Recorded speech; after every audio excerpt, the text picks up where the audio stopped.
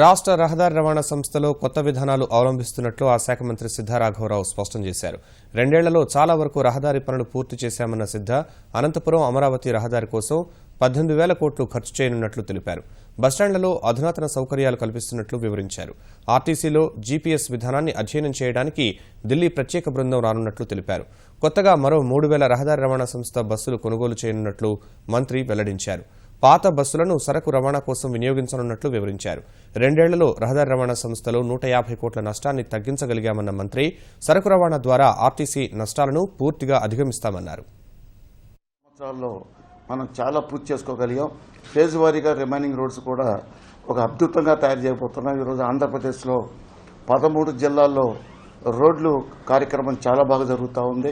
2015-16 సంబంధించి 2,636 కిలోమీటర్లలో single line double line చేయడం జరిగింది. 2,890 కిలోమీటర్ల పైన రోడ్డుకు ప్రత్యేక మరమ్మతులు కూడా చేశాం.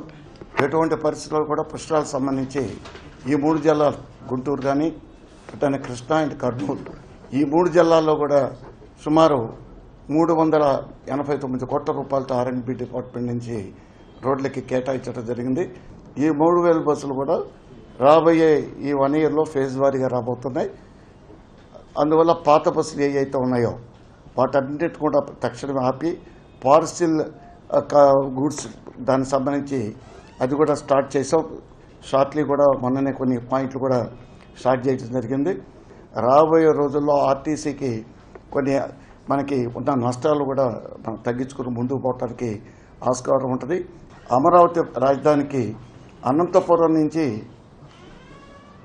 6 అవర్స్లో అమరావతి రాజధానికి రావడంతో జయంతో స్ట్రైట్ రోడ్స్ కూడా మేము డిజైన్ చేస్తున్నాం. స్ట్రైట్ లైన్ రోడ్స్ దానికి కూడా సుమారు 18,000 కోట్ల రూపాయలు కూడా దానికి రేపు ఖర్చు కాబోతూ ఉంది.